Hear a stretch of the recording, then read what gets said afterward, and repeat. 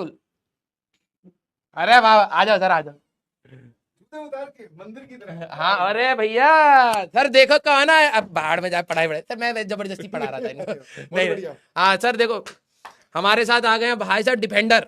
अरे बहुत हाँ, बढ़िया। डिफेंडर झाकड़ जी आए हैं। हाँ। ठीक है, और सर बच्चे कुछ हाँ। बताओ इनको यार, क्या? जीवन के बारे में कुछ। जीवन में देखो बेटा, आप चाहे कितनी भी मेहनत कर लो, डिफेंडर नहीं कमा पाओगे। जितनी नहीं, अरे कमा पाओगे बिल्कुल। मैं हाँ। एक सिंपल सी बात बताता हूँ, अगर मैंने ली ना, मतलब अगर मैं खरीद पा रहा हूँ तो आप में से हर कोई खरीद पा रहा है।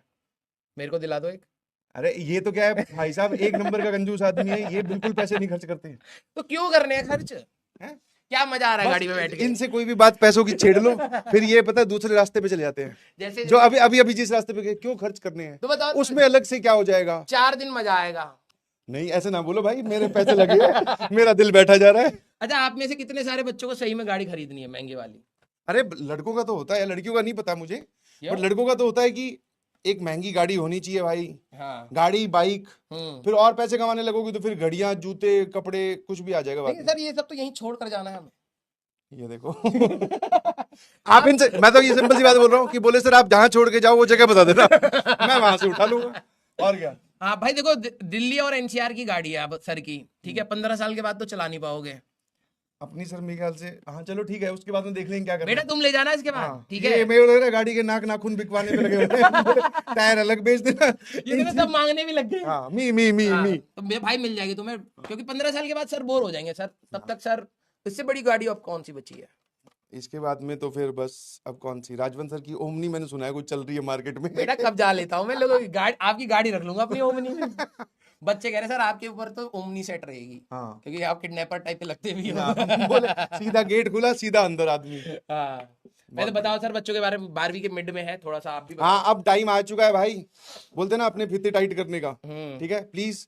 और जैसा कि जब पिछले साल अभी मैं लक्ष्य 2.0 में पढ़ा रहा हूँ, या फिर पिछले साल लक्ष्य 1.0 में पढ़ा रहे थे, तो हमेशा एक स्टेटमेंट कॉमन रहती है कि जो जेई के रैंकर्स होते हैं, चाहे वो मेंस के रैंकर हो चाहे एडवांस के रैंकर हो, वो होते 12th वाले बच्चे ही हैं। बिल्कुल। ड्रॉपर सिर्फ सिलेक्शन लेकर अपनी सीट पक्की कर साइड में हो जाता है। और ये बात भी ठीक याद है। रखना सर कि अब बहुत क्रूशियल टाइम आ चुका है, हाँ। क्योंकि अब रिवीजन इनको स्टार्ट कर देनी चाहिए। और रिवीजन स्टार्ट करने के लिए सर, मतलब पिछली बार से ज्यादा अग्रेसिवली इस बार काम किया जा रहा है। हाँ। जैसे पिछली बार तो क्या है, हमने जब खत्म हो गई थी पूरी क्लास 12th, उसके बाद में क्लास 11th का रिवीजन स्टार्ट किया था दिसंबर में। अभी इनके लिए क्या है, पैरेलल में सीरीज ला दी है। अब देखो जिसमें पढ़ने के लिए हाँ, अगर ये सीरियस बच्चे होंगे तो ही तो यूज कर पाएंगे ना। बिल्कुल बिल्कुल बिल्कुल। और नहीं, सीरियस वाले कर भी रहे हैं। जैसे इनका एक सबसे बड़ा होता था क्लास 12th में एंटर करते ही कि बोले सर हमारी तो 11th बर्बाद है, अब बताओ क्या करना है। तो 11th के भाई पूरे पूरे डिटेल्ड मंजिल भी है पुरानी तुम्हारे पास में, 3-4 सीजन हो चुके हैं मंजिल के, फिर एक और सीरीज आई है।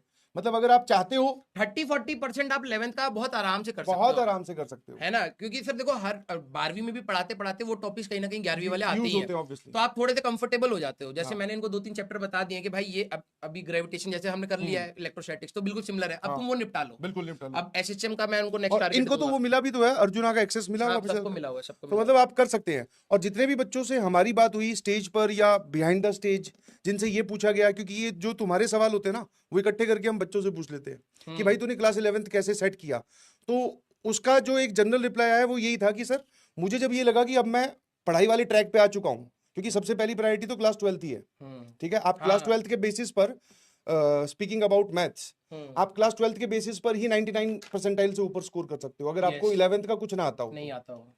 बट फिर भी सर हमें ऐसा कोई, हम जुआ तो खेल नहीं रहे कि हम सिर्फ क्लास 12th के चैप्टर पढ़ के चले गए, 11th हमें कुछ नहीं पता तो हम संभाल लेंगे। एक कॉन्फिडेंस भी तो चीज होती है। तो बच्चों ने यही बोला कि सर एक टाइम आया जिसपे मैंने 11th के चैप्टर्स भी अपना हाँ संडे कोई निकाला, या फिर जिस दिन क्लास कैंसिल होगी या जिस दिन छुट्टी है, मतलब मैंने अपना एक्स्ट्रा एफर्ट किया, जिसके लिए आप टीचर पे डिपेंडेंट नहीं रह सकते। हाँ, ये देखो ये वाले इन सारी चीजों में ना तुम्हें थोड़े से एडिशनल एफर्ट्स खुद से ही लगाने पड़ेंगे। और इसमें एक्सक्यूज मत बनाना कि सर हमारे स्कूल में ये है, हमारे स्कूल, वो हर जगह रहता है सर, स्कूल और में हर साल रहता है। और जैसे जैसे टाइम आप पेपर के नजदीक आओगे ना, स्कूल और ये पूरा एटमॉस्फेयर इतना कंफ्यूजिंग हो जाएगा कि आप फेडअप हो जाओगे। अभी तो क्या है, प्री बोर्ड बहुत दूर है, मतलब डेढ़ दो महीने दूर है। अब जैसे ही तुम प्री बोर्ड के नजदीक आओगे तो आप चाहे कितने ही मेंटली स्ट्रांग नहीं होगे, आप चाहे कितने ही अच्छे पढ़ने में हो, पर आपको एक बार तो लगेगा कि यार कहीं बोर्ड्स में नैया डूब गई तो क्या करूंगा। और जो कि एक जेन्युइन फियर भी है ऑब्वियसली, 75% नहीं आए तो क्या करोगे फिर रैंक लाकर भाई।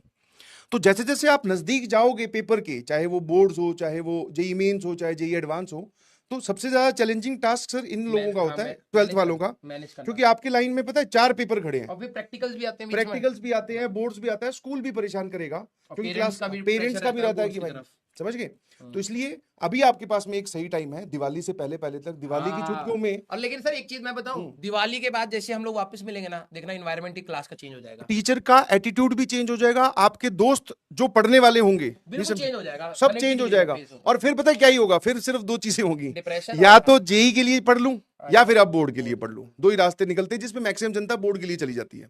बट अगर आप चाहते हो कि वो फेयर वाले क्लाउड्स आपकी जिंदगी में ना इकट्ठे हो, तो प्री प्लान करके अभी से थोड़ा थोड़ा पढ़ना स्टार्ट करो।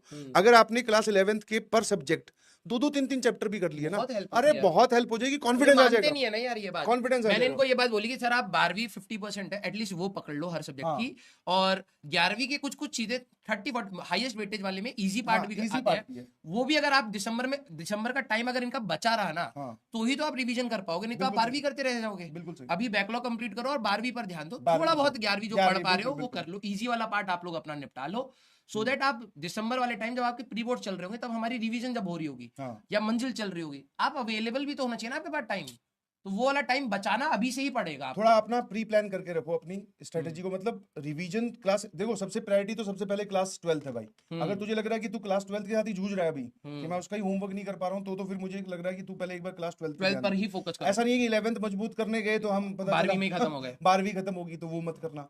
बट हाँ, आपको लग रहा है कि मैं डिसेंटली मैनेज कर पा रहा हूँ, क्योंकि देखो जेई में एक और भी होता है कि देयर इज नो अपर बार, जैसे बोलते हैं ना सफिशिएंट, आप कितने सवाल सॉल्व कर लो, कुछ उसका अंत नहीं है। हाँ कोई नहीं है। बट अभी आप लोगों के लिए एक सबसे बढ़िया चीज पता है क्या है, कि आप लेक्चर अटेंड करो, नोट्स बनाओ और पीवाईक्यू सॉल्व करो और आगे बढ़ जाओ। ज्यादा उसमें हीरो मत बनने की कोशिश करो कि मेरा यार ये चैप्टर तो मैंने इसमें 100 सवाल कर लिए, अगले में मैं वो 200 कभी भी करूंगा। आपको ना मतलब फुलफिलमेंट देगा ही नहीं। हाँ। वो एक ऐसी चीज है कि जब आप करने लगोगे ना, आप अगर आपके पूरे सिलेबस में एक ही चैप्टर होता ना, पूरे 1 साल करने के बाद भी आपको फुलफिलमेंट नहीं नहीं आएगी। आता। और क्योंकि इतने क्वेश्चन है यार, इतने क्वेश्चन है, और दूसरा कोई भी जो पेपर बना रहा है वो आपके सामने वो सवाल भी रख सकता है जो आपको हवा भी नहीं लगेगी कि इस चैप्टर का है क्या, समझे। तो उसका कोई अपर लिमिट तो है नहीं। बट हाँ ये है कि जिन लोगों ने अच्छे से प्री प्लान किया है उनको रिजल्ट बहुत अच्छा मिलता है। और बहुत देखो, तुम्हें लग रहा होगा कि सर मेरी 11th इतनी नहीं आती, पता नहीं रैंक आएगी, अरे अब वही बात है, विश्वास नहीं मानोगे, लेकिन अब कैसे बताएं तुम्हें, भाई बहुत इंपैक्ट आता है। बस दिवाली से पहले प्लान कर लो, क्योंकि मैं बता रहा हूँ दिवाली के बाद अलग ही माहौल हो जाएगा, तुम खुद फील कर पाओगे सर, अलग ही सी ना स्ट्रेस वाला माहौल हो गया है, वो फील हो जाता है, वो हमें भी अपने टाइम पर हो जाता था। बिल्कुल बिल्कुल ठीक है, बिल्कुल। बहुत सारे बच्चे अचानक गिव अप कर देते हैं, वो कम बैक ही नहीं कर पाते, वो गैप के में ना कम बैक ही नहीं आ पाता है। उससे पहले अगर आप लोग तैयार हो तो डेफिनेटली आप लोग बहुत अच्छा कर ले जाओगे। और बिल्कुल। अभी ना क्या होता है, जब तक सर एग्जाम में नहीं बैठते, जब तक रिजल्ट नहीं आता ना, तब तक बच्चे को लगता है मेरे से शायद नहीं होगा। जब रिजल्ट आता है तुम्हें लगता है कि यार मैंने थोड़ी सी जो और हाँ एफर्ट लगाई और होती, एफर्ट लगाए होते तो हाँ, तो वो वाला डाउट वाला रहता है कि यार थोड़े से और एफर्ट लगा ली होती, यार थोड़ा सा और बेटर हो जाता। बिल्कुल सही। अभी तुम्हारे पास हाथ में 0 है ना, क्योंकि परसेंटाइल नहीं है हाथ में, तो तुम्हें लग रहा है पता नहीं क्या ही आएगी। जब आ जाती है ना किसी की 94, किसी की 95, किसी की 97, किसी की 98, फिर उनको लगता है यार भाई कुछ नहीं। और जिनकी आई है ना वो भी पहले डाउट में थे, जब तक उनकी हाँ, परसेंटाइल नहीं हाँ। आई थी तब तक वो भी डाउट में रहते हैं कि यार मेरे इतने अच्छे नंबर कैसे आ गए। ठीक है, क्योंकि वो अपना मेहनत कर रहे हैं। उस दिन पेपर बढ़िया आया, सवाल जो है हमने पढ़े हुए थे वो धमाधम होते गए, आगे नंबर। कई बार उल्टा भी हो जाता है कि हमने पढ़ा बहुत है, हमारे नंबर ही नहीं आते। ठीक है, तो आप वो रिजल्ट प्रेडिक्ट मत करो अभी से, अपनी मेहनत को प्रेडिक्ट करो। हाँ वो वही है। और वो अपने तुम्हारे हाथ में है बस। देखो 12वीं क्लास का बच्चा जहां फंसता है दैट इज मैनेजमेंट, जो सर कह रहे थे कि तुम्हारे पास बहुत सारी चीजें हैं संभालने के लिए। ठीक है, ड्रॉपर्स के पास जो सबसे बड़ा इशू है दैट इज टाइम। बिल्कुल उनके पास टाइम नहीं होता ना कि इतने बड़े सिलेबस को 6-7 महीने में पूरा रैप अप करना, तो उनसे भी चीजें छूट जाती हैं। तुम्हारे पास जब मैनेजमेंट, अभी तुम्हारे पास टाइम है, अगर तुम टाइम के साथ मैनेज कर ले गए तो आई थिंक आप एक ही बारी में निकाल ले जाते हैं। और 12वीं क्लास के बच्चे सबसे ज्यादा सिलेक्ट मतलब अच्छी क्वालिटी के रिजल्ट इसीलिए देते हैं हाँ हर बिल्कुल साल। ठीक है, तो बस आप लोग अपने आराम से थोड़ा मेहनत करो। ठीक है, और मैथ्स की टिप्स जो लोग बोल रहे हैं, तो भैया मैथ्स की सिर्फ सिंपल सी टिप्स है कि जेई मेंस में, जैसे मैं अगर मेंस बार बार करूंगा तो तुम्हें लगेगा सर आप मेंस की बातें कर रहे हो, ऐसा नहीं है। आप जेई मेंस के पीवाईक्यू अगर सॉल्व कर लेते हो पिछले 5 साल के 2025-24, अच्छे लेवल है यार, हाँ अरे बहुत अच्छा लेवल पूछ लिया बहुत उन्होंने। अच्छा लेवल। हल्का भारी डायरेक्ट क्वेश्चन, डायरेक्ट फॉर्मूला वाला, फिर घुमाकर, फिर बियॉन्ड बाउंड्रीज सब पूछ लिया। आप उतना अगर कर लेते हो तो that is more than sufficient. ठीक है, 100-150 सवाल है, अरे बहुत है सर, ऊपर है। बिल्कुल सही। ये क्या था, प्रमोशन? वो प्रमोशन फ्रीडम सेल की थी, वो बहुत बढ़िया, जा चुकी है, वो लगी हुई थी। सही है। बता आखिरी दिन बताया था, मैंने कहा कोई नहीं। ठीक है, बाकी सब ऐसे ही चलता रहता है यार, हर बार सबके साथ कंफ्यूजन रहती है, बट सेलेक्ट हो लेकिन जाते एक बात बोल रहा हूँ, कोशिश करो कि इसी बार निकल जाओ, क्योंकि ड्रॉप कई बच्चे ना कहते हैं सर ड्रॉप ले लूंगा तो क्या होगा, अच्छा होगा। एक बार बता, जब इतना तुझसे आसान नहीं है। जब अभी तेरे को 2 महीने पढ़ने से काम चल जा रहा है तेरा, तो उसके बदले में 8 महीने पढ़ने वाली कौन सी गणित, वो बोलते हैं कौन से बनिए वाला हिसाब है कि तू 2 महीने नहीं पढ़ सकता बट अगले साल 8 या 10 महीने पढ़ लूंगा सर। हाँ, ये मतलब सही तू ही बोल तो रहा है, तू इतना थोड़ी बदल झूठ गया। बोल रहा है अपने आप को तू। और शुरू में चल थोड़ा मोटिवेशन आ भी जाता है कि भाई इस बार मेरा गलत हो गया, मैं इस बार बदल दूंगा। वो मोटिवेशन 1 हफ्ते में गायब हो जाएगा भाई, फिर यही हालत हो जाएगी जो अभी और तेरी है। जो तुम पढ़ रहे हो ना अभी, उसकी दोगुनी स्पीड से पढ़ना है। हाँ, दोगुनी स्पीड से पढ़ना है, सेम चीजें पढ़नी है। अंदर से तेरे भी 50 बार ये आ रहा होगा कि यार पिछला वाली पढ़ लेता, हाँ। वही फॉर्मूले हैं, वही सवाल है, एक आधा कोई नया सवाल आ गया, कॉन्सेप्ट नया नहीं आएगा, सवाल की बस डाटा नया हो सकता है बस। और याद रखना बेटा 100% तैयारी कुछ नहीं होती है, कुछ चीजें हाँ। छूटेंगी। और सबकी हाँ। छूट वहां पे, ये थोड़ी कोई इंटरव्यू थोड़ी ले रहा है हम्म। कि हाँ भाई एक फिजिक्स का कमरा है, एक केमिस्ट्री का कमरा है, एक मैथ्स का कमरा है, तीनों में जाके आना है कि वो तो कुछ भी पूछ लेंगे, कुछ भी थोड़ी पूछेंगे। आपकी चीजें छूट भाई, जब मैं अपनी तैयारी करके गया था तो मेरे से सब बहुत बड़े बड़े टॉपिक छोड़ के गया था। मैं तो पूरी केमिस्ट्री छोड़ के गया था, ऑल्दो उसका नुकसान हुआ क्योंकि वो केमिस्ट्री में जो इंडिविजुअल कट ऑफ होती है वही मुझसे पार नहीं हुई। ठीक है, तो अब मैं अब चाहे कहीं पर भी मैं अपने आप को प्रोजेक्ट करूं कि भाई मैं पढ़ने में बहुत अच्छा था, मेरी मैथ्स और फिजिक्स बहुत अच्छी थी, बट अल्टीमेटली क्या काउंट हुआ कि सिलेक्शन तो नहीं हुआ ना मेरा जेईई एडवांस में, नहीं समझे? तो वही है कि आप, ऐसा भी नहीं है कि आपको अगर मैथ्स अच्छी लग रही है तो भाई साहब दे मैथ्स नहीं, सारा दिन पढ़ते रहे। एडवांस का खेल बहुत अलग है भाई।